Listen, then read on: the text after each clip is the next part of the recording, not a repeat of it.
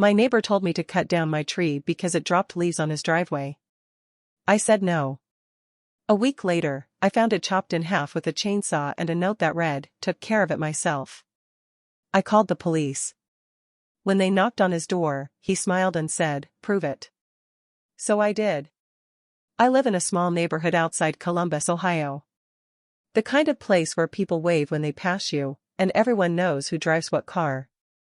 My wife and I bought our house about 11 years ago. It's nothing fancy, just a simple ranch with a decent backyard and a big old maple tree on the edge of the property line. That tree was one of the reasons I wanted the house in the first place. Gave the yard character. Shade in the summer, color in the fall. My neighbor, Dan, moved in 2 years ago. Late 20s, maybe 30. Lived alone. Didn't say much at first, just a wave here and there when we were both mowing or taking out trash. But he was neat. His lawn was always trimmed perfectly, his driveway spotless. Real type A guy. The first fall after he moved in, I got a text from a number I didn't recognize. It was short, "Hey. Your tree is dropping a lot of leaves on my driveway. Can you do something about it?" I saved the number, replied, "Hey Dan. Yeah, sorry about that. It's a big tree. I try to keep up with the raking. I'll sweep your side too." He said thanks. I figured that was it. But every couple days after that, I'd get another text. "Leaves again today. Covered my truck this morning. Can you trim it or something?" I get it, leaves can be annoying. But it's a tree. It sheds. I told him I'd keep cleaning it up, and I did. Sometimes I even went over with a blower and cleared his driveway. No thanks, just silence. Next fall, same thing. He started getting more pushy. "You should really consider cutting it down. It's on your side, but it's creating a mess on mine." I replied, "I don't want to cut it down. It's healthy and it's been here longer than I have. I'll keep cleaning it, but I'm not removing it." No response. After that, he stopped waving. One Saturday morning in late October, I was out front sweeping leaves. My daughter was in the backyard painting a little birdhouse. Dan was sitting on his porch with coffee. I looked over, gave a small wave. He just stared at me. Didn't blink, didn't nod. Just stared. The next day, I woke up early, around 6:30. And stepped outside to grab the paper. From the porch, I could see something weird in the backyard. It looked wrong. The tree was gone. Not all of it, just the top half.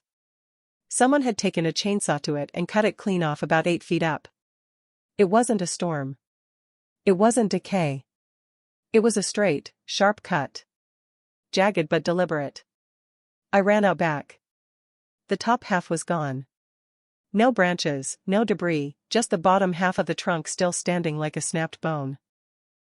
And duct taped to the side of it, like it was some kind of joke, was a note. It said, "Took care of it myself." I just stood there. My mouth went dry. I could hear my daughter inside asking for breakfast and I didn't even move. I took a photo, then called the cops. They showed up maybe 15 minutes later. I showed them the stump, the note.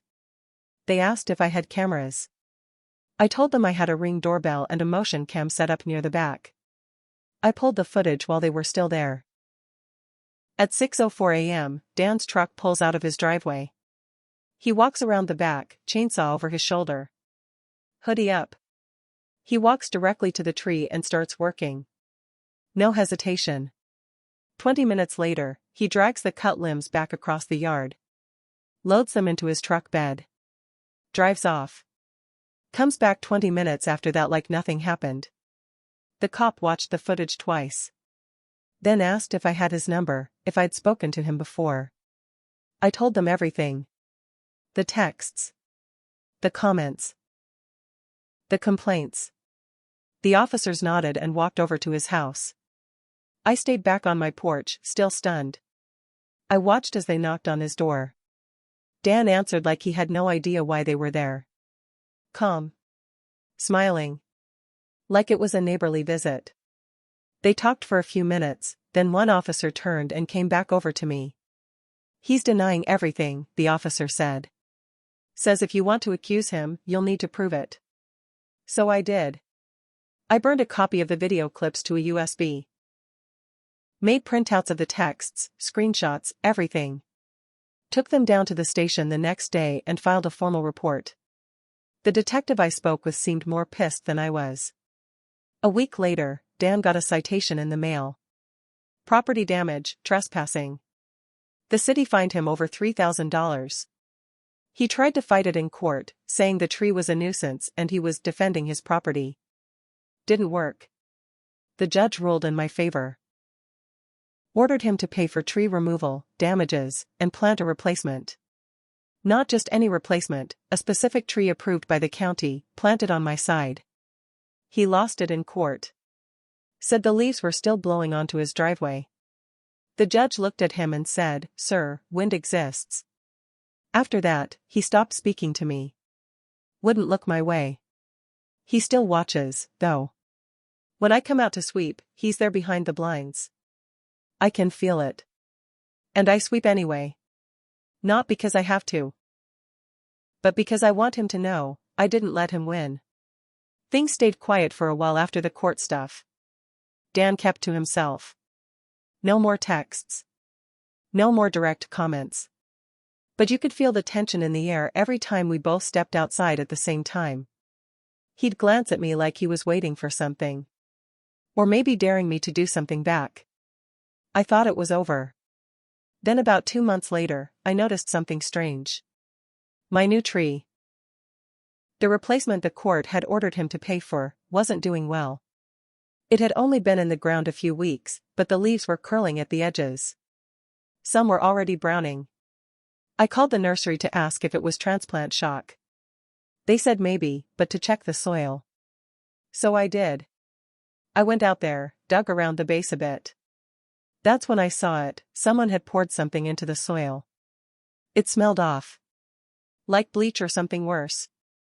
The dirt wasn't just dry, it was slimy in parts. Almost oily. I took photos.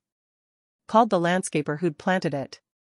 He came out the next day, looked at the soil, and said flat out, "Someone poisoned this." We both knew who. I didn't have direct proof this time, no video, no caught-in-the-act footage. But the landscaper wrote up a report. I called the police again. Showed them the report, the photos, reminded them of the history. The officer took it seriously but said unless we had footage, it was hard to press charges. So I installed new cameras. 2, this time. One on the back fence, angled at the tree.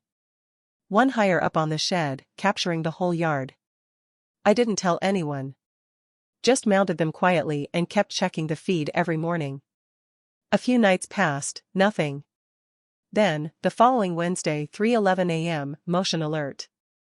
I watched the footage with my stomach in knots. There he was. Dan. Hoodie up, flashlight in one hand, jug in the other. He didn't go near the tree this time. Just stood at the edge of the fence line for a minute, then walked off. But that was enough. I called the cops the next morning. Sent them the clip. It wasn't a smoking gun, but it was enough for a warning. They paid him a visit. This time, he didn't come to the door with a smile. He looked pale, tired. I think he finally realized I wasn't going to just sit back. After that, I put up a "no trespassing" sign. Not for him. For the record. So when the next thing happened, there'd be no excuses. But of course, he didn't stop. About 2 weeks after the visit, my daughter came home from school crying. She's 8. Said someone called her names on the sidewalk. Said, "Your dad's a rat and you're the reason we can't have trees." It happened on her walk home. She said it was an older kid, maybe a teen. I don't know anyone in the neighborhood with teenagers, but Dan has a nephew who visits sometimes. I asked around. A few neighbors saw a kid matching the description walking out of Dan's house around that time. I didn't go over. I didn't call. I just wrote everything down. Documented it. I started logging everything. Dates, times, little incidents. Lights shining into our windows at night. Garbage tossed over the fence. Slashed garbage bags on trash day. Small stuff. But it adds up.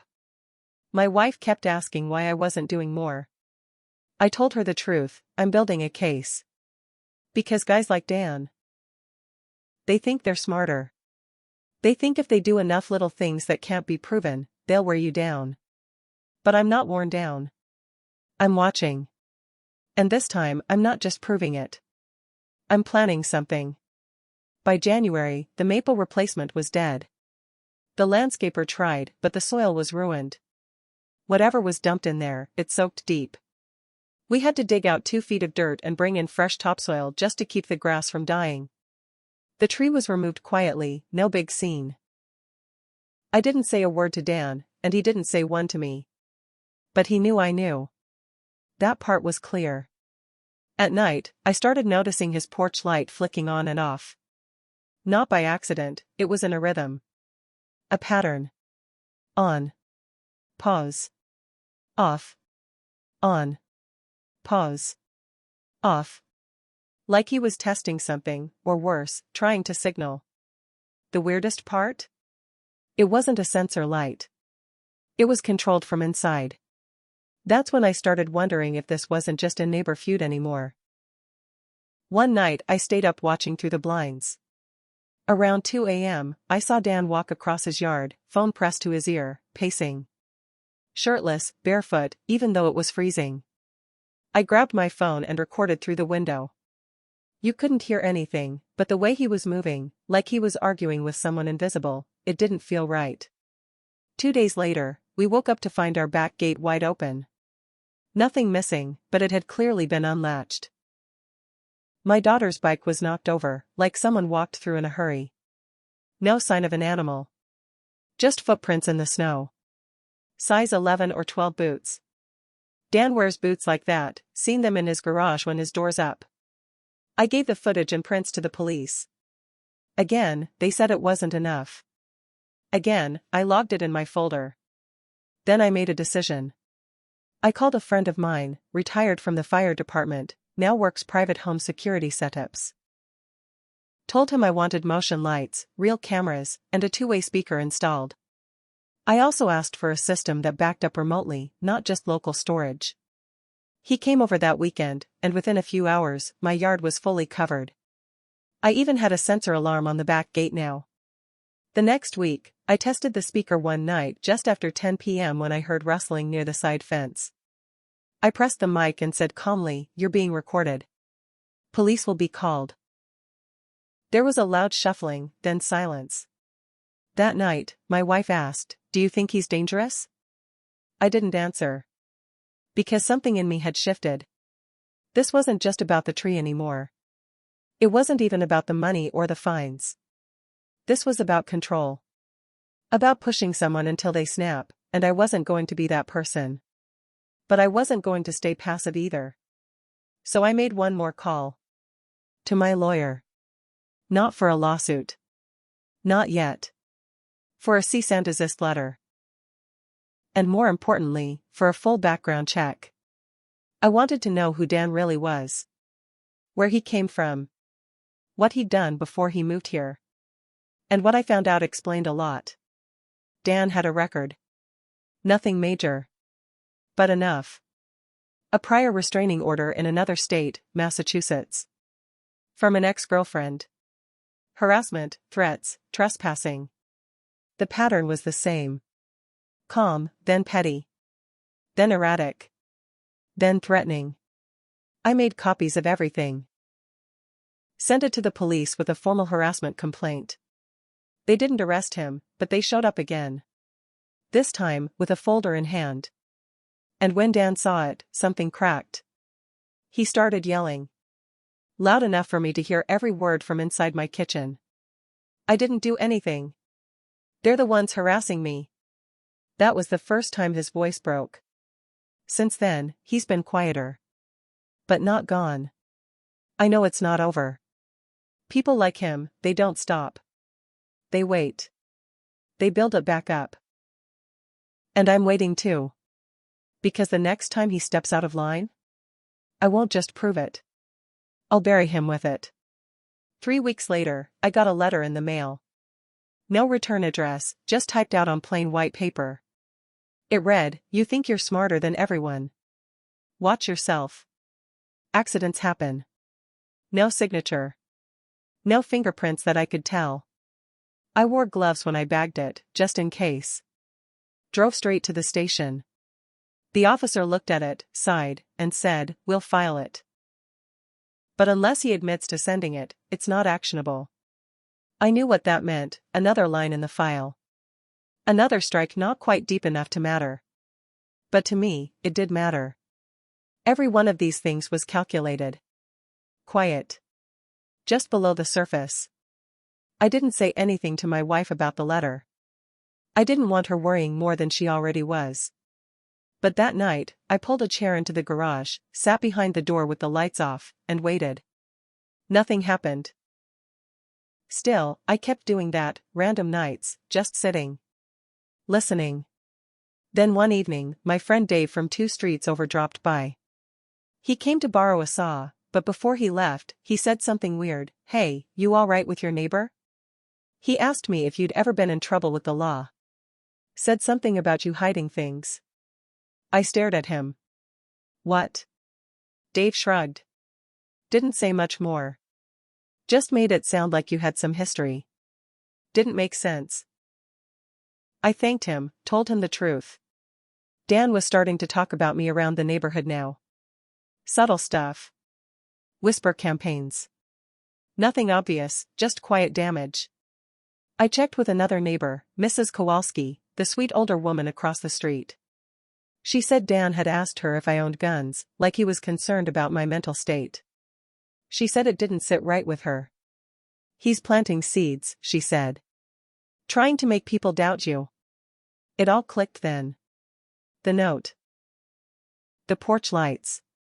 The pacing. It wasn't random. Dan was building a case of his own, but not through courts. Through the neighborhood. Through whispers. And I knew why. Because I had something else he didn't know I had, a friend on the HOA board. I didn't love our HOA. Most people didn't. But I'd kept up with my dues, never caused problems. Dan, on the other hand, had multiple complaints filed, fence violations, trash left out, lawn overgrown that one summer. So I sat down with my friend, laid everything out. The texts, the poisoning, the court orders, the background report. He didn't promise anything. Just said, "Let me look into it."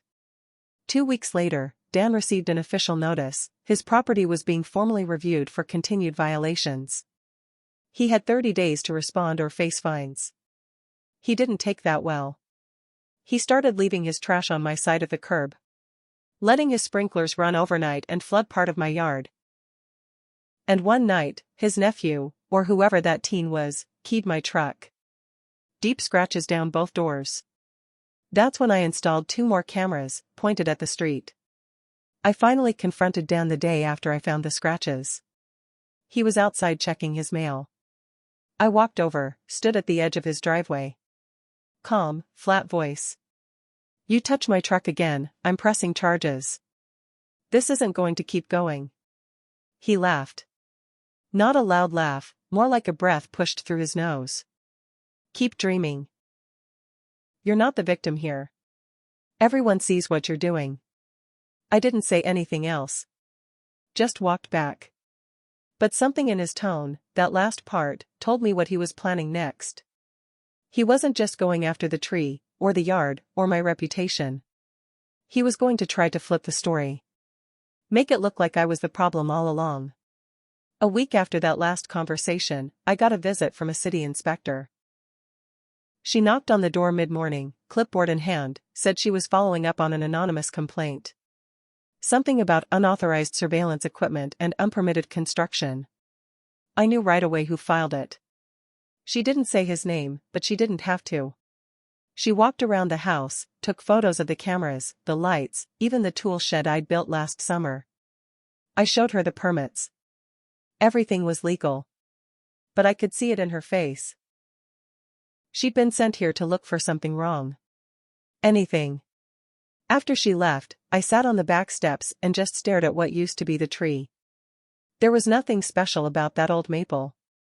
It was crooked, messy, loud when it rained. But now there was just a patch of raw dirt where it stood. I remembered sitting out there with my daughter, holding cups of lemonade, letting the shade cool us in July. That shade's gone now. And the man next door was still chipping away at everything else. That night, my daughter asked, "Are we gonna move?" I said, "Why would we?" She shrugged. "You always look mad now. Like you don't like it here." I didn't answer her right away. I didn't know what to say. Because she wasn't wrong. Dan had chipped away at more than just the tree, or the yard, or the quiet. He was chipping at me. That night, I stood by the fence in the dark and stared at his windows. The lights were off. Maybe he was asleep. Or maybe he was watching. I didn't know anymore. But I knew this, I wasn't going anywhere. This house wasn't his to take from me, not the land, not the peace, not my time with my daughter. Not even my name. So I went inside, pulled the folder back out, and added one more page. I had an idea. Something I hadn't tried yet. Something I'd been saving in case it came to this. And if it worked, it wouldn't just prove what he did. It would make sure he could never do it to anyone else again. I didn't win, not really. The tree's gone, and the yard still feels wrong somehow. Every time I step outside, I'm waiting for something else to happen, like I forgot to lock a door I can't find anymore. People say just move, like that fixes something. But it's not about the house. It's about being able to stand in your own yard without feeling like someone's always watching, always looking for a way in. And now, every time I rake the leaves, I wonder if that's what he wanted all along, not the tree, not the space. Just to remind me I'm never really off his radar. Some mornings, I still sweep his side of the driveway. Not because he deserves it. But because I need to know that no matter what he did, I'm still me. Still standing. And maybe that's the part he'll never understand.